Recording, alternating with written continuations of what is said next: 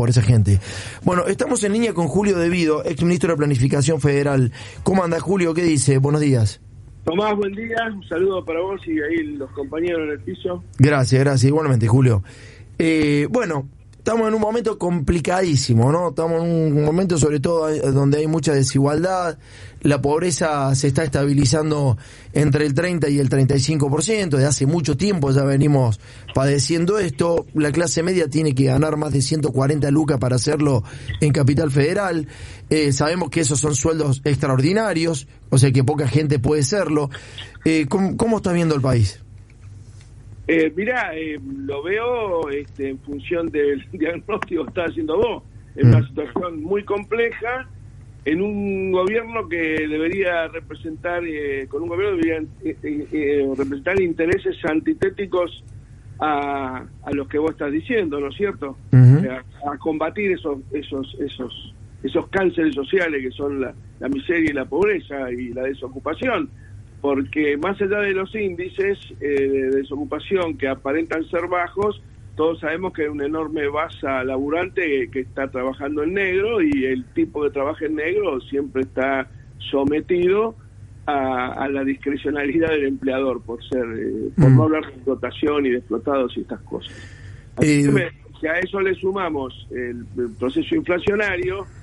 El otro día, mirá, no me quiero apropiar de lo que dijo otro, pero lo dijo Artemio López en un programa que yo vi, en el sentido de que si teníamos esos índices de pobreza y de desocupación creciendo la economía el 10%, quiere decir que esa economía no derrama nada, como dicen los neoliberales. Realmente, imagínate el día que crezcamos 3 o 4%, vamos a tener 50% de inflación entonces. Claro. Evidentemente hay un proceso de concentración de la riqueza inusitado, permanente y sistemático, que son, digamos, los emergentes de ese enriquecimiento, son los que bancan a tipos como los que ustedes dos estaban nombrando recién. Sabés que recién hablábamos con Delía, ¿no? Digamos, y Delía decía, ahora hay como que el kirchnerismo está por un lado y ha surgido un nuevo espacio político, que es el cristinismo, ¿no? Él hablaba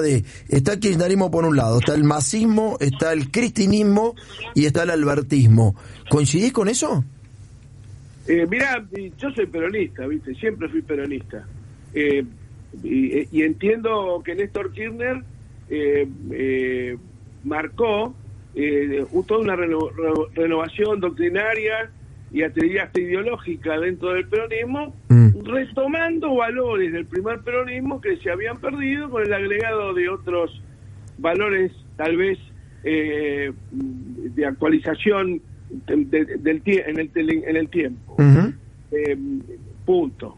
Yo después creo que nosotros esa es una discusión vacía. Creo que hay que dedicarse a reconstruir el peronismo y que me da la sensación que más allá de los resultados electorales que puedan darse, que las PASO del año próximo, sin ninguna duda, van a ser un factor de debate, por lo menos, y de inclusión de nuevas generaciones y de nuevos dirigentes también, que sin duda van a recuperar para estos tiempos, segunda década del siglo XXI, un peronismo renovado. El peronismo no va a morir, va a permanecer. Un gobierno de derecha más o menos no nos va a eliminar. Bueno, esta es mi visión. Vos sabés que hablaste de varias cosas, ¿no? No lo escuché. Hablaste de varias cosas, ¿no? Acá hay algo que dijiste que le llamó la atención a Ernesto, pero dame un segundito, porque hablaste de muchas cosas y quédate con la pregunta, Ernesto, para que clarifique Julio. Hablaste de los empresarios, que bueno, obviamente que es especulación, que no hay razón para que suban los precios como lo han subido, que ahí hay mucho, digamos, de desestabilización, que también se lo hicieron a Macri, por otro lado, ¿no? Y por el otro lado hablaste de un Néstor Kirchner aplicando una política de gobierno que tenía mucho que ver con el primer peronismo. El primer peronismo terminó con un golpe muy violento, con mucha violencia, o sea que Perón ya volvió reformateado de Europa, y por el otro lado veo que digamos, pelear contra ese poder es eso, ¿no? Es como inmolarse, porque Néstor Kirchner terminó muy mal. O sea, su vida terminó de golpe, su vida terminó, digamos, muy abruptamente. Se puede decir que era una persona relativamente joven. Digo, pelear contra los poderes fácticos en la Argentina, ¿es eso? ¿Es inmolarse? Mira, qué sé yo, hoy se conmemora la crucifixión de Jesucristo y la verdad que fue uno solo, ¿no? Me da la sensación que cuando uno pelea por lo que está convencido, entrega todo, que es lo que claramente no estamos viendo en la clase política argentina. Hay falta de entrega, de tiempos, de dedicación. Néstor Kirchner paraba el día que jugaba Racing nada más, después era política 24/24, te llamaba a 3, 4 de la mañana a la hora que fuera porque se acordó de algo y te llamaba. Es decir, eso fue dedicación. De todas maneras, creo que bueno, las personas, pues, Evita murió a los 32 años y bueno, la mató el cáncer en definitiva. Más allá de los ataques de los gorilas, no la mataron los... Pero todo tiene que ver con todo, Julio. El cáncer, se murieron ellos el día que se mordieron la lengua, pero punto, no me da la sensación que no hay que dramatizar tanto. Lenin también. No hay que dramatizar tanto, Julio. Vos fuiste en Cana, digo, hay varias personas que fueron en Cana, digamos, mucho tiempo. O sea, vos me decís que no hay que dramatizar, pero hay mucha gente. Fueron procesados en Cana, digamos. Si esa misma doctrina se aplicara hoy, Macri debería estar preso. A eso me refiero, digo. No es que ni siquiera te estoy defendiendo, estoy diciendo. Sí. La distinta vara molesta. Eso sí, molesta. Pero la vara es que termine preso o no termine preso. Mira dónde está la vara. Incita a la rebeldía eso, pero no a la inmolación, digamos, ¿no? Perón también murió ejerciendo la presidencia en el marco de una presión enorme, pero bueno, eso fue producto de su historia, donde llegó. Aún así todo el gobierno de Perón y el de Isabel también tuvieron logros que hoy en día no vemos: la nacionalización de la banca, el comercio exterior, la de la poca expendio de combustible, la ley de contrato de trabajo. Mirá si hubiéramos visto en estos 2 años alguna de esas leyes o parecidas en sus efectos, y el país sería otro. Sí, Julio, ¿cómo te va? Ernesto Díaz te habla. ¿Este gobierno está siendo peronista o no está siendo peronista? ¿Cómo? ¿Este gobierno es peronista o no es peronista? Yo creo que nada. No hay nada, sacando a algún ministro, Jaime Persito, algunos compañeros, pero es muy, muy, muy difícil encontrar, pragma peronista en la acción del gobierno. Sí. Julio, cuando Perón honesto iba a tener un ministro venido de Estados Unidos. Julio, Walter Guber te saluda, ¿cómo va? Nunca en la vida. Walter. ¿Cómo va? Sí. Bien, hermano, ¿cómo te va? Todo bien. Escúchame, me quedé ahí con la duda cuando Tomás te planteaba te mencionaba estas corrientes internas: masismo, albertismo, cristinismo, kirchnerismo, que vos inmediatamente, saliste por el lado de reivindicarte peronista. ¿Vos crees que está mal estas corrientes internas? Que en realidad también en el peronismo, creo que en realidad el que las inauguró fue el menemismo y tal vez el cafierismo, pero... Es que me parece que el cafierismo también.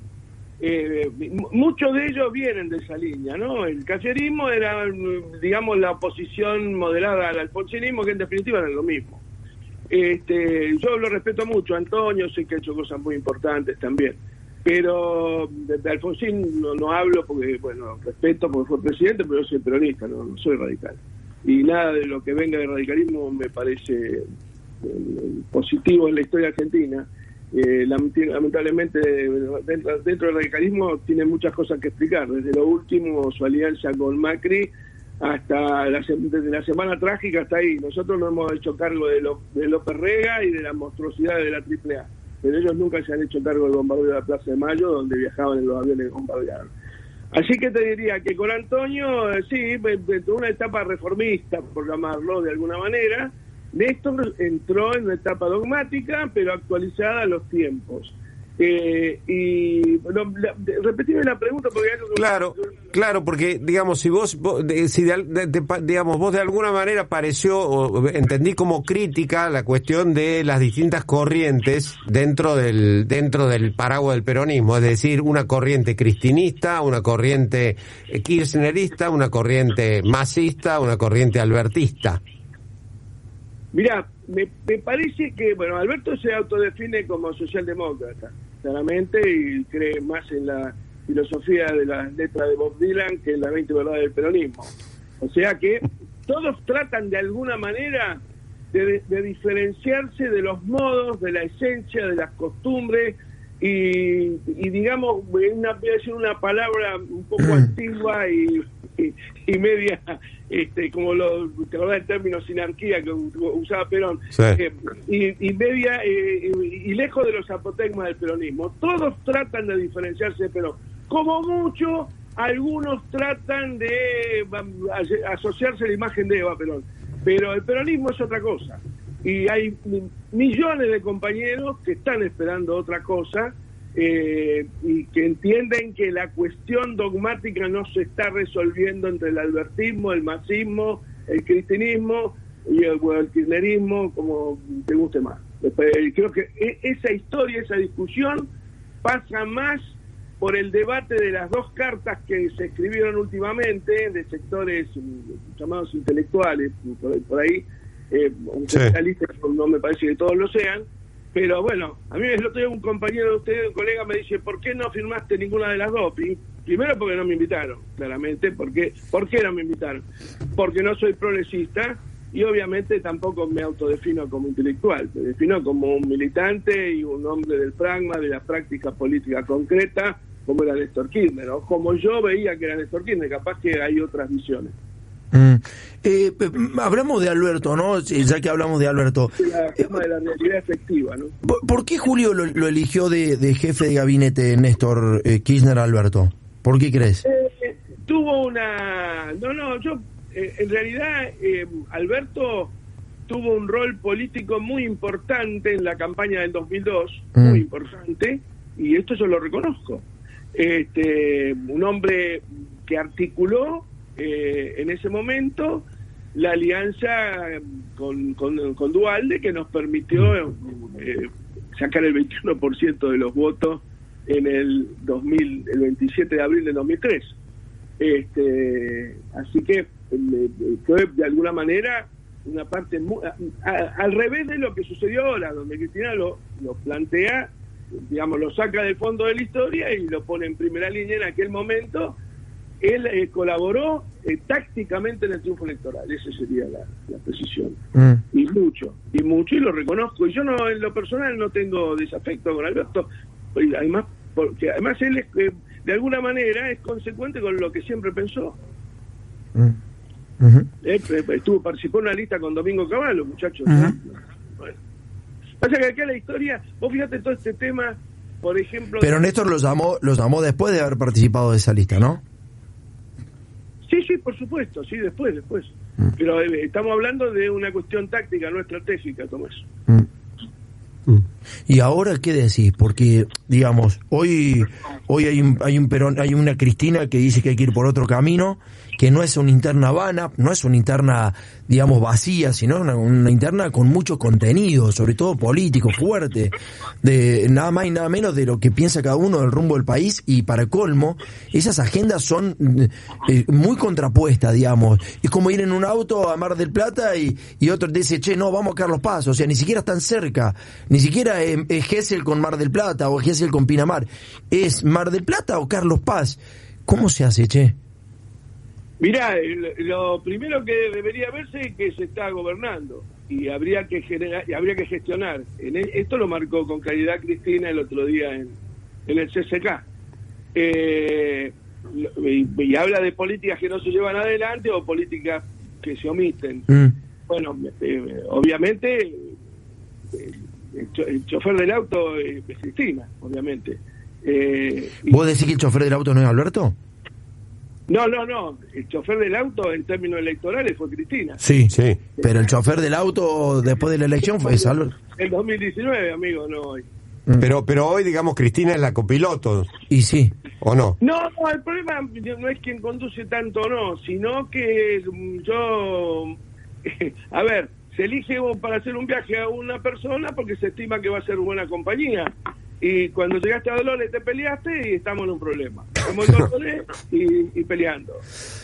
Ay. Da así la sensación, para no plantear, si no parecería una visión media trotskista de la vida y de la historia, lo que me da la sensación que Máximo al renunciar a la presidencia del bloque está marcando un gesto concreto, más allá de la retórica y más allá de la mala gestión, que nos llevaría a encontrar también una propuesta electoral para las PASO interesante, con un planteo ideológico y doctrinario más acorde a la historia del peronismo. Punto. Julio, te mandamos un fuerte abrazo, estamos ya con la tanda y nos tenemos que ir.